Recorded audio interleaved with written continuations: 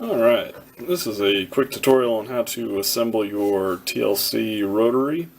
The kit includes everything you need except for these two Allen wrenches. There's a 2.5mm and a 4mm Allen. Alright, so the first thing we're going to do is put the 8mm M3s into these 5 holes and this one up here. All the holes are sized so that you can thread your bolts into them without them actually having to be tapped. And when you're doing so, you'll be using the tensioner arm to measure how deep to put these in. It's not super critical for these first 5 here. You'll tighten the bolt to about that. It just allows you to make it even across them all. On this one it's a little closer, but also won't change too much if you're not super accurate. It might squeak a little bit, so it'll be a little loud. That's totally normal. Alright, once you have the 5 bolts put in down here and the last one up on the top there, we're going to flip this around and put our drive wheel on. You start off by putting one of the large O-rings onto it. It comes with 2 larger O-rings, but this one's more used as a rubber band to put tension on your tensioning arm. But we can set that off to the side now. So sometimes there's a ring that has gotten out of position in there. You can use the small Allen wrench to get it out of the way. Put on a washer on your 16mm M5 bolt. Put that through. And a washer on the other side as well. So this hole down here is tapped for the M5. You'll just thread it all the way on there. Tighten it up a little bit, but you don't have to go too crazy. Because if you tighten it too much, the bearing won't roll as nicely. Now that we've got our drive wheel on, we're going to put our motor that already has the drive gear on it. So that'll run along our wheel and give it power. When we assemble it for the K40, I've found the most convenient position is to have the connector pointing in this direction. When we put it on, we're going to use the 8mm M5s again. I'm going to start by putting on this lower bolt first and just finger tightening it. And then we will do our adjustable bolt up at the top here. So once you get this set, you won't actually need to adjust this unless there's issues down the road, but I'm using mine for quite a while now and I've had no problems. So I'm going to push it in onto the gear there. If you push too hard, it will deform a bit. But typically, if the top of the motor is level to the top, it'll bump up a little bit. But if it's about level, that should be enough grip for the motor to turn the wheel just fine. And I would tighten the adjustable side first, and then the solid one. Alright, so that's good and solid there. Alright, once you have the motor on, we're going to move on to putting the idler for the drive side on this. And to do that, we're going to use our 16mm bolt with the orange top there. I'm going to put a small washer on first. And then we will get our small idler, put the small O-ring on there. That on. Then we're going to use the M3 nut. This is used more as a spacer rather than for holding things into place, just so you know. You'll finger tight it, but you don't need to tighten it up too much, otherwise it will cause the bearing to not move as nicely. So once you have that on, we'll put this washer, place it through the slotted hole so it can slide back and forth, and a washer on the other side. And lastly, an M3 nut with the orange grip on it. Alright. Doesn't matter where you put this, you can slide it back and forth and tighten it just anywhere that's convenient. That's last for that little step. And we are going to move on to the lift slide. Alright, so the first step of the sled guide is to do more of these idlers. So it's the same assembly. So I did it off camera really quick. So I just want to make a couple quick notes while I'm assembling this last little bit here. Is that the small idler wheels are a little bit greasy when you get them. That's just something to protect them from rust.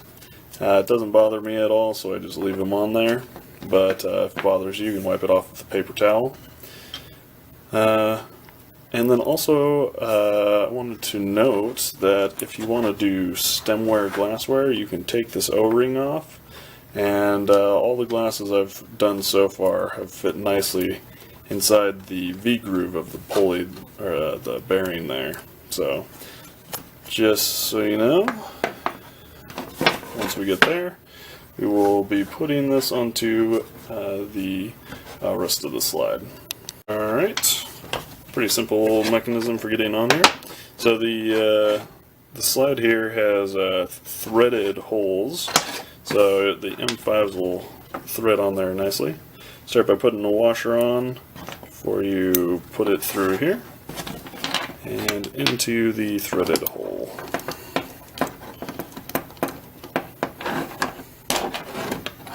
Same on the other side.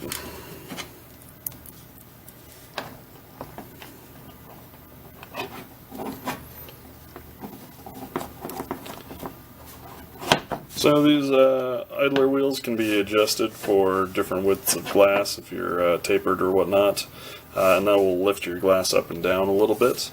But also for once you've gotten these tuned into the middle, you can just use these to adjust height rather than accidentally getting your glass out of alignment. Next we are going to assemble the tensioning arm. So I'm going to start by putting these 8mm M3s into these two holes here. Get them started. Again, these are the same as the first ones we put on, where they are not threaded, but you'll be able to thread them in just fine with an Allen. And you're going to have to pull apart these or use another piece from the kit to space them if you want to have consistency.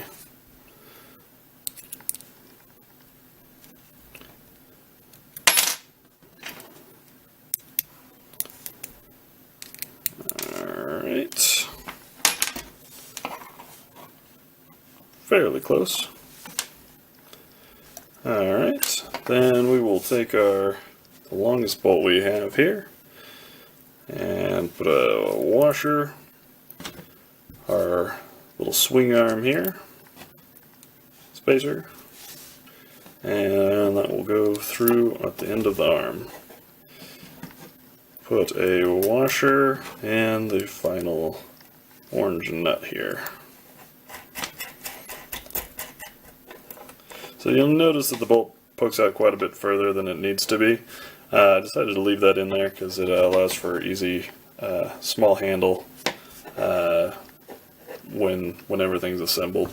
So I decided to leave that feature in there. Alright, next we have another M8, a idler bearing, and a washer.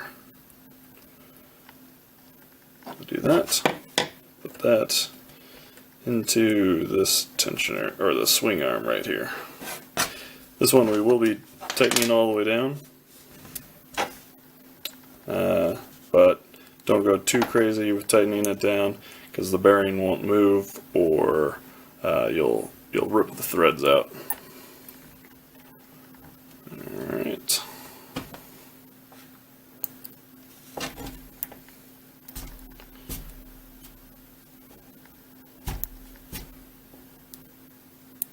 There we go. And we'll set that to the side. Going to get these rods put on the side, or rails. Use the 10mm M5s, and we're going to put this on here but we're more or less just going to finger tight them for the moment.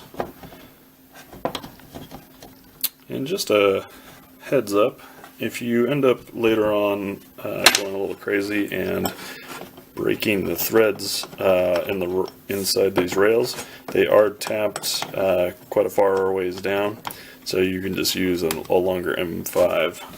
That's not part of the kit, but you can find at a hardware store.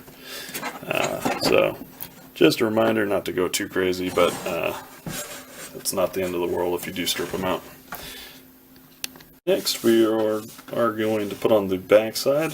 Very important is to remember to put these T-slot nuts in the top rail here. I can't say how many times I've assembled it and forgot to put these in here. So just a reminder to get those in before you put on this back plate. And it's the same deal with putting these M5s in the back here.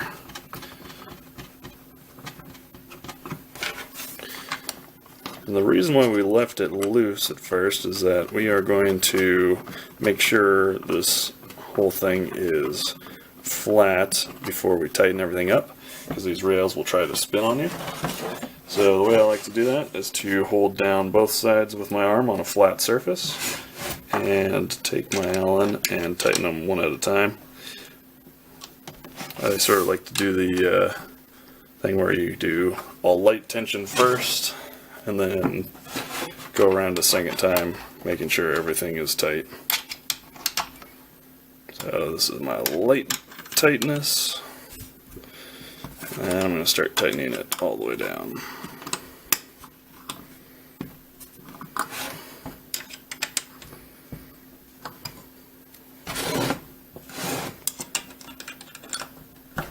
Whoops. Okay.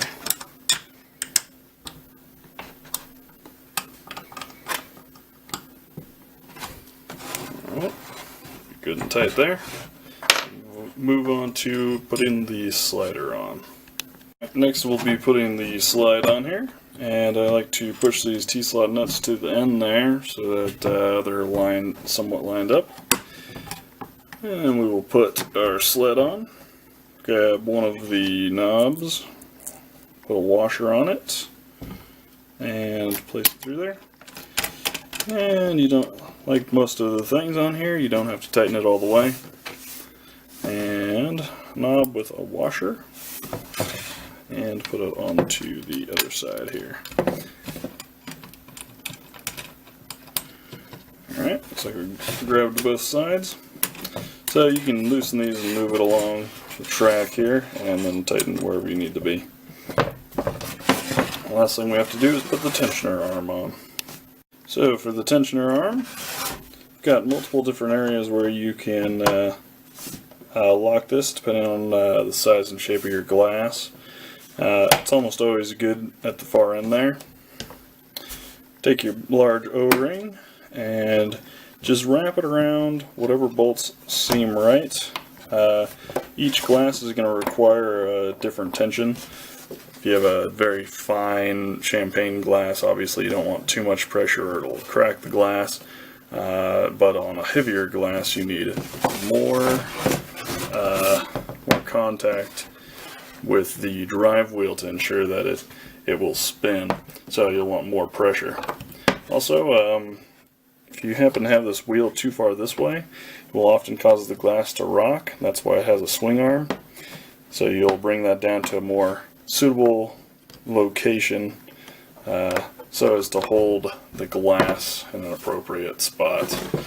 So one of the reasons why the these idlers can move so far is so that you can drop a glass deep down to touching the floor. And that's because the K40 doesn't have a lot of space. So, just a reminder, widening these will allow you to fit larger glasses into the K40. As a last note, I just wanted to let you know that this wire has two different connectors. It's this wider connector, which you should be able to figure out fits onto the motor, since this one won't. So, clicks in nice and easy. Don't try and force the small one on there. This should fit on a lot of different types of boards, but there are a lot out there. So you might have to cut this and put on your own connector. I've got good 1 meter of wire, so that you should be able to get to all sorts of different locations. Aside from that, you owe yourself a pat on the back for this very complicated assembly. Hopefully you can hear the sarcasm in the voice there. But yeah, I'll make some videos on how to set this up on Lightburn, and I do have one video on how to set up a glass, but I might do another one or two for different glasses and show it working in the machine. Alright, thank you. Have a good one.